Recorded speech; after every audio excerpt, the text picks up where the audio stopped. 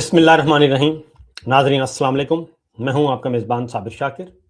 تازہ ترین خبریں، اطلاعات اور تبصرے پاکستان کے حالات و واقعات اور سیاسی صورتحال کا لیتے ہیں جائزہ.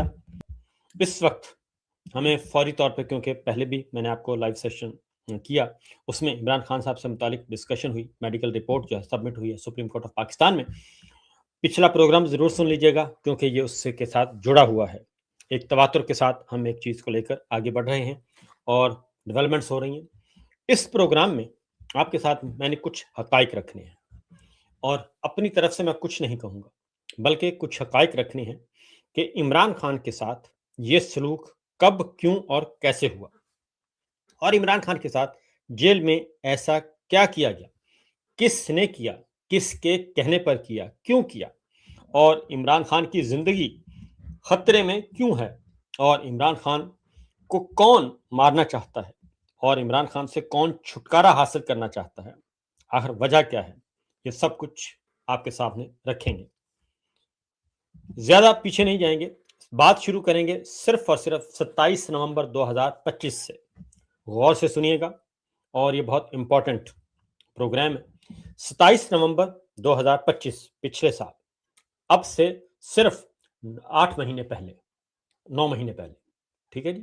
یہ اس وقت آ رہا ہے، آج اگست کی 17 تاریخ ہے، تو پیچھے چلے جائیں نومبر 2025 میں، جب field marshal general Asim Munir صاحب کی مدت ملازمت ختم ہو رہی تھی. 28 نومبر کو ان کی مدت ملازمت ختم ہو رہی تھی اور ان کے 3 سال پورے ہو رہے تھے اور ان کا ٹینیور ختم ہو گیا تھا اور ان کا نوٹیفیکیشن ایکسٹینشن کا نہیں ہوا تھا، وہ روک لیا گیا تھا کیونکہ اس دوران 26ویں اور 27ویں غیر آئینی ترمیم آ گئی تھی. اور 26ویں 27ویں غیر آئینی ترمیم کے بعد ایک طرف 26ویں آئینی ترمیم میں آرمی چیف کا ٹینور 5 سال کر دیا گیا تھا اور دوسری 27ویں غیر آئینی ترمیم میں چیف آف ڈیفنس فورسز کا نیا عہدہ تخلیق کیا گیا تھا اور وہ 5 سال کے لیے رکھا گیا تھا.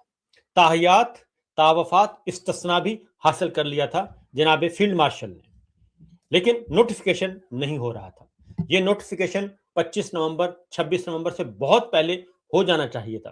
جب 27ویں غیر آئینی ترمیم منظور کی گئی تو اس وقت ایک غیر آئینی عدالت کا قیام کیا گیا جسے وفاقی آئینی عدالت کا کہا جاتا ہے، جبکہ وہ حقیقت میں غیر آئینی عدالت تھی. وفاقی غیر آئینی عدالت تو فوری کھڑی کر دی گئی، لیکن field marshal general Asim Munir کا اگلا نوٹیفیکیشن روک لیا گیا. کیوں روکا گیا؟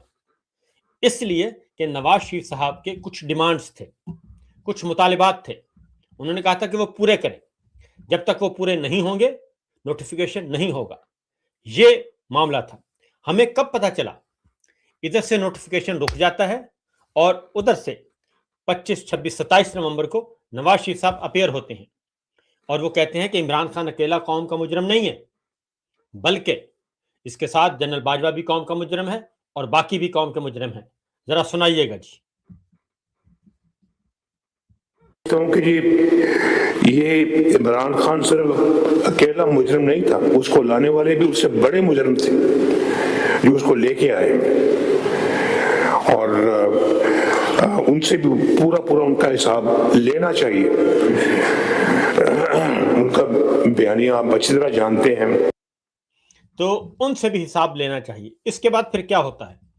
اس کے بعد یقین دہانی کروائی جاتی ہے اور پھر جنرل فیض حمید کو فوری طور پر سزا سنا دی جاتی ہے اور 5 دسمبر کو نوٹیفیکیشن ہو جاتا ہے. 5 دسمبر کو نوٹیفیکیشن ہو جاتا ہے اور 5 دسمبر 2025 کو نوٹیفیکیشن ہوتا ہے. اسی دن ایک طرف پریس کانفرنس ہوتی ہے اعظم نذیر تارڑ صاحب کی اور عطا تارڑ صاحب کی، اور دوسری طرف پریس کانفرنس ہوتی ہے کس کی؟ D G I S P R engineer Sharif صاحب کی. اور وہ اس دن بہت غصے میں تھے، بہت زیادہ غصے میں تھے. ان کی گفتگو کے کچھ حصے میں آپ کو سنواتا ہوں تاکہ آپ کو اندازہ ہو سکے.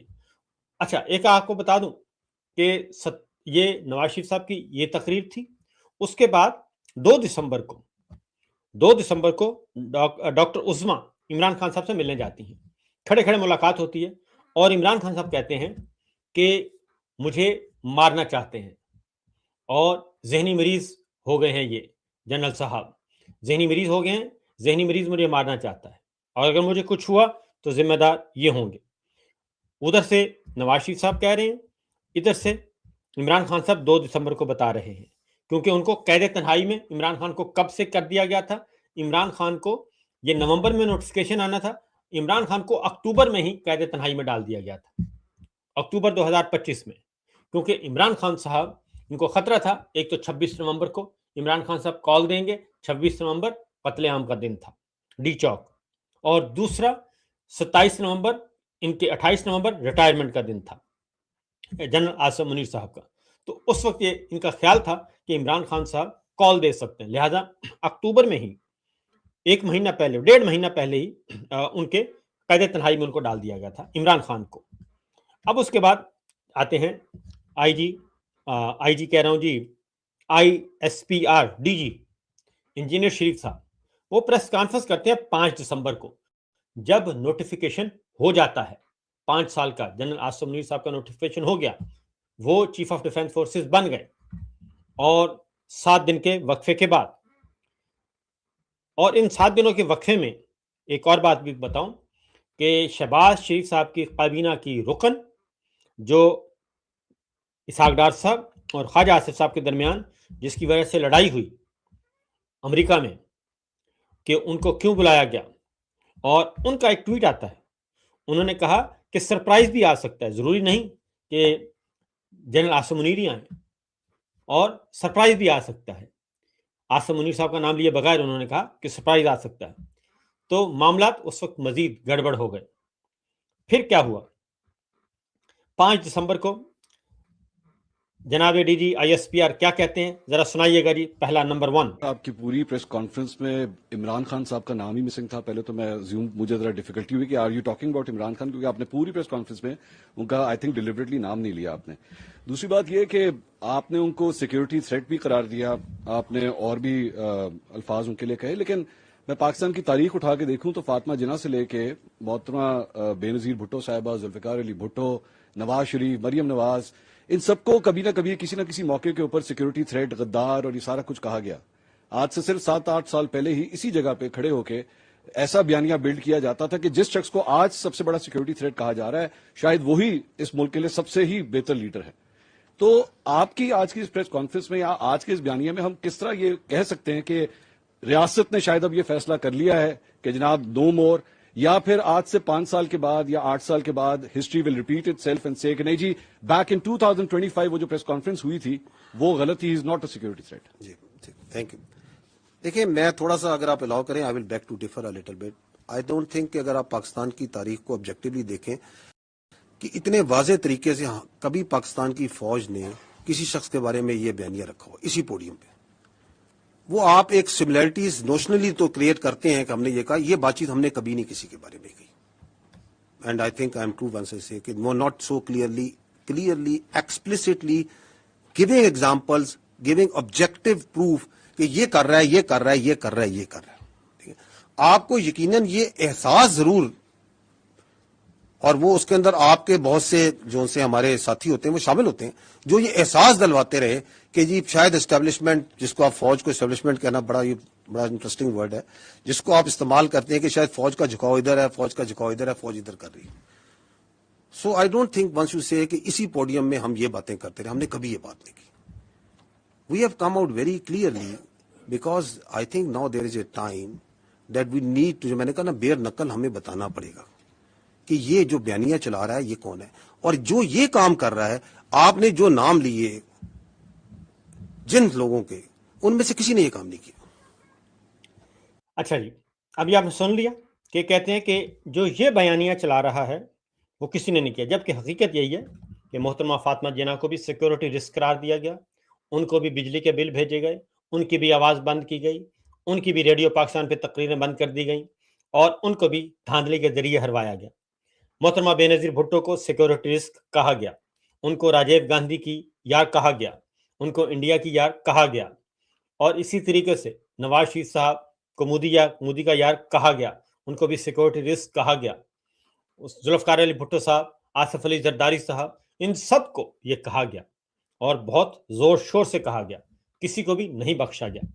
اور قائد اعظم بانی پاکستان ان کے مقدر اچھے کہ وہ 1 سال کے بعد دنیا سے رخصت ہو گئے، اور ان کو بھی جو ہے وہ جب وہ گورنر جنرل تھے، بانی پاکستان تھے اور حکمران تھے، ان کو بھی اٹھا کے زیارت دور دراز وفاقی دارالحکومت سے دور دراز ان کو لا کے وہاں پہ چھوڑ دیا گیا تھا۔ تو اب یہ کہتے ہیں کہ نہیں، ہم نے ماضی میں ایسا کچھ نہیں کیا، جبکہ حقیقت سب جانتے ہیں، ذوالفقار علی بھٹو صاحب کو پھانسی بھی دی گئی، سب جانتے ہیں۔ اب جناب جب منصور علی خان نے یہ سوال کیا، انہوں نے کہا کہ نہیں، ہم نے ماضی میں نہیں، صرف عمران خان کے بارے میں کہا ہے۔ اور یہ سوال کیوں پوچھا؟ اس دن غصے میں بہت تھے جناب انجینئر شریف صاحب۔ ذرا نیکسٹ ہاف سنوائیے گا جی۔ چلی دیا گیا، لیکن جب نواز شریف نے اس وقت کے ڈی جی آئی کا نام لیا تھا تو وہ بھی اینٹی اسٹیٹ کہلائے تھے۔ سو آج جو آپ نے بات کی، اس میں 3 لفظ، یہ ہمارے لیے بڑے سخت الفاظ ہیں اور بڑی اہم بات ہے کہ یہ نیشنل سیکیورٹی تھریٹ ہے، اینٹی اسٹیٹ ہے، and they are playing in the hands of Delhi. So how is it different from the past? اور کیا ہم آئندہ اس کے اوپر کوئی ڈیولپمنٹ ایکسپیکٹ کریں، یا یہ صرف ایک مذمتی بیانات ہیں جو آج اس پریس کانفرنس کے سلسلے میں آپ نے سامنے رکھے؟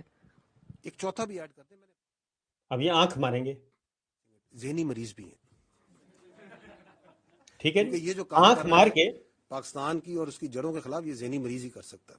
ٹھیک ہے، اینٹی اسٹیٹ، وہ منصور آپ نے تو نہیں پیچھے دیکھا، دوبارہ سوال کریں۔ بہت خوش تھے۔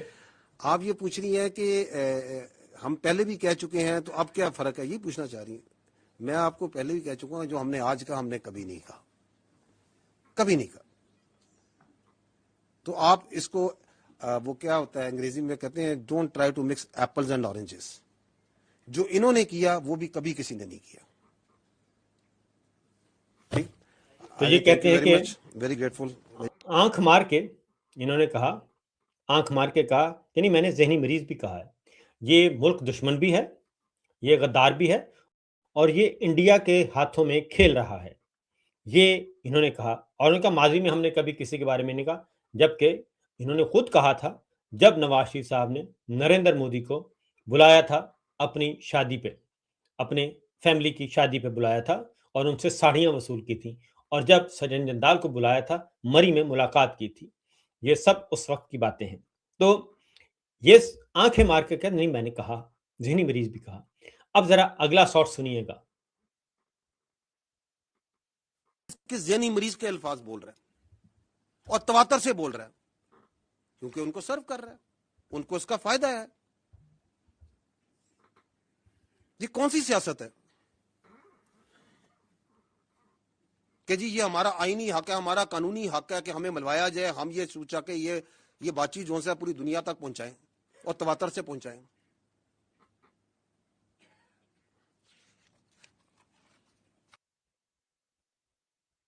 تو یہ وہ کہتے ہیں کیوں ملوائیں قید تنہائی میں بات کرنے کی، کہ وہ باتیں پوری دنیا تک کیسے پہنچائیں۔ یہ 5 دسمبر کا واقعہ ہے، یہ 5 دسمبر کی۔ اب ذرا جی ان کا نیکسٹ شاٹ سنوا دیجیے گا۔ ذہنی مریض کی منطق پہ چلیں تو یہ ذہنی مریض کی منطق کے مطابق تو 6 اور 7 مئی کو رات کو جب ہندوستان نے حملہ کیا، آپ کی مساجد پہ آپ کے بچوں کو شہید کیا، آپ کے مدارس پہ حملہ کیا، آپ کی خواتین کو شہید کیا، تو یہ ذہنی مریض ہوتا تو یہ تو کشکول لے کے بات چیت کے لیے چل پڑتا کہ بات چیت کرتے ہیں، مسئلے کو حل کرتے ہیں۔ کرتا یا نہ کرتا اگر اس کا بس چلتا، کیونکہ وہ آپ تو یہ صورتحال ہے۔ اس سے سخت باتیں بھی کی، اور انہوں نے یہ بھی کہا کہ تم ہوتے کون ہو یہ باتیں کرنے والے، اور تم ہوتے کون ہو پاکستان کا سوچنے والے، تم ہوتے کون ہو، اس طرح کی باتیں بھی اس دن کی تھیں 5 دسمبر کو۔ اور تب سے لے کر پھر یہ 5 دسمبر ہوا، فروری میں خبر آتی ہے کہ عمران خان صاحب کی آنکھ ضائع ہو گئی ہے، پھر خبر آتی ہے بشرا بی بی کی آنکھ ضائع ہو گئی ہے، اور اس کے بعد خبر آتی ہے آج یہ میڈیکل رپورٹس آ گئیں کہ جناب فروری تک معاملات بالکل ٹھیک تھے، اور اس کے بعد اپریل کے بعد معاملات مزید خراب ہو گئے، اور یہ رپورٹ آج سپریم کورٹ آف پاکستان میں سبمٹ ہوتی ہے۔ اس کے بعد میرا خیال ہے کہ زیادہ سوچنے کی ضرورت نہیں ہے، زیادہ کچھ دیکھنے کی ضرورت نہیں ہے۔ یہ میں نے ان کے عزائم جو تھے وہ بتا دیے۔ نواز شریف صاحب سے یہ سلسلہ شروع ہوا تھا، 27 نومبر کو انہوں نے لاہور میں یہ گفتگو کی، اور اس کے بعد پھر عمران خان صاحب کو اگلے مقدمات میں عمران خان اور بشرا بی بی کو دوشخانہ میں بھی سزائیں سنا دی گئی۔ تاکہ اگر ادھر سے ریلیف ملتا ہے تو نیا ریلیف نہ مل سکے. تو یہ ہے صورتحال, یہ ہے سچویشن. اب ذرا آگے بڑھتے ہیں. ڈاکٹر عارف علوی صاحب نے ابھی ٹویٹ کی ہے, اور ڈاکٹر عارف علوی صاحب کا جو ٹویٹ ہے وہ بڑا الارمنگ ہے جی. اور انہوں نے بھی, کیونکہ وہ ڈاکٹر بھی ہیں اور پیشے کے اعتبار سے, اور انہوں نے کیا ٹویٹ کی ہے وہ ذرا ہم آپ کو دکھاتے ہیں تاکہ آپ کو اندازہ ہو سکے کہ ڈاکٹر عارف علوی صاحب کیا کہہ رہے ہیں. یہ میرے سامنے ہے, آپ کو نظر آ رہی ہے, اور اگر یہ بڑی ہو جائے تو بہت اچھی بات ہے جی, اگر نہیں ہو سکتی تو پھر میں جو گفتگو کر رہا ہوں اسی پہ گزارا کیجیے گا. میں آپ کو اس کا پڑھ کر سنا دیتا ہوں تاکہ آپ کو اندازہ ہو سکے کہ یہ کیا ہے. ڈاکٹر عارف علوی صاحب کہتے ہیں کہ عمران خان کی طبی رپورٹس تشویشناک ہیں. میں نے کئی ماہرین سے مل کر ان کا جائزہ لیا اور سادہ الفاظ میں لکھ رہا ہوں تاکہ ہر پاکستانی جو ہے وہ سمجھ سکے کہ اصل صورتحال کیا ہے. ترتیب کے لحاظ سے جو چیز مجھ سے زیادہ پریشان کر رہی ہے وہ ہے ان کی ذہنی دباؤ اور اضطراب کی کیفیت, دل کی دھڑکن میں بے ترتیبی اور بڑھتا ہوا بلڈ پریشر. رپورٹ میں نیند کی کمی کا ذکر نہیں, مگر ادویات دیکھ کر یہ بھی تقریباً یقینی لگتا ہے اور کہ ان کو سونے نہیں دیا جا رہا. نیند کی کمی کا مطلب یہ ہے کہ ان کو سونے کے وقت بھی ڈسٹرب کیا جاتا ہے, جسے مینٹل ٹارچر کہتے ہیں. کیونکہ عمران خان صاحب نے 2 دسمبر کو ڈاکٹر عثمان کو کہا تھا کہ یہ مجھ پہ ٹارچر کر رہے ہیں. یہ بات انہوں نے آ کے باہر کہی تھی کہ یہ مجھ پہ ٹارچر کر رہے ہیں, ذہنی مریض کا ورڈ یوز کیا تھا. پھر 5 دسمبر کو DGISPR نے ان کو ذہنی مریض کہا اور ملک دشمن کا سب کچھ کہا. میں عمران خان کو, ڈاکٹر عارف علوی کہتے ہیں کہ میں عمران خان کو 35 سال سے زیادہ عرصے سے جانتا ہوں. ذہنی دباؤ کبھی ان کی کمزوری نہیں رہا, مگر اب یہ عروج پر ہے. خود بتا رہا ہوں کہ 3 سال کی قید اور مکمل تنہائی نے ان پر کیا اثر ڈالا, اس کی وجوہات سمجھنا مشکل نہیں. ملک کی صورتحال, جیل میں مقید ساتھی, شہید ہونے والے اور ان کے سوگوار خاندان, خود ان کی اپنی تنہائی, نہ اخبار نہ کتابیں, باہر کو دنیا سے مکمل طور پر بے خبری, اور بلا شبہ بشرا بی بی, اپنی بہنوں, کارکنوں اور پارٹی کے بارے میں ان کی فکر مندی. دوائیوں کو دیکھیں کیونکہ تشخیص تو موجود ہے, موجود ہی نہیں. انہیں لیکزوٹنل اور سٹونی دن میں 3 بار دی جا رہی ہے. یہ نیند کی کمی کا علاج نہیں, یہ دن کے وقت کے اضطراب کا علاج ہے. اور اس کے بعد انہوں نے کہا کہ ان کے دل کی دھڑکن 54 فی منٹ ہے. ڈاکٹر اسے نارمل کہیں گے, ڈاکٹر اسے نارمل کہیں گے, یہ وہ پوچھ رہے ہیں, لیکن ان کے لیے یہ نارمل نہیں. ان کی آرام کی حالت میں دل کی دھڑکن ساری زندگی 40 کی دہائی کے ابتدائی ہندسوں میں رہی ہے, جو ایک تاحیات فٹ کھلاڑی کی نشانی ہے. 54 تک پہنچنا ایک تبدیلی ہے. اور ڈاکٹر عارف علوی کہتے ہیں کہ انہوں نے دل کی دھڑکن میں بے ترتیبی کی شکایت کی ہے. یہ ایسی بات نہیں جسے نوٹ کر کے نظر انداز کر دیا جائے. اس کے لیے فوری طور پر 24 گھنٹے کے لیے بولٹن مانیٹر لگانا ضروری ہے تاکہ اس کی تعداد معلوم ہو اور صحیح دوا تجویز کی جا سکے. یہاں تک کہ پاکستان سے باہر رجسٹرڈ ایبل فون سے منسلک ایپل واچ بھی جو ہے وہ لگائی جا سکتی ہے اور دھڑکن کی بے ترتیبی کو حقیقی وقت میں ظاہر کر سکتی ہے, کیونکہ یہ فیچر پاکستان میں غیر فعال ہے. اب وہ بلڈ پریشر کی 3 الگ الگ دوائیں لے رہے ہیں. اس کے لیے روزانہ صبح و شام باقاعدگی سے نگرانی درکار ہے تاکہ خوراک درست کی جا سکے. ہفتہ وار اندازوں میں نہیں چلا جا سکتا. انہیں کولیسٹرول کم کرنے والی دوا بھی دی جا رہی ہے, اور اس عمر میں بڑھا ہوا کولیسٹرول جنیاتی اور ذہنی دباؤ میں دونوں وجوہات سے ہو سکتا ہے, اور خوراک, ورزش اور دوا کے امتزاج سے قابو کرنا ضروری ہے. بلڈ پریشر کے لیے بھی کم نمک, زیادہ حرکت, حقیقی نگرانی. درج ذیل ٹیسٹ اب بغیر کسی مزید تاخیر کے ہونے چاہیے.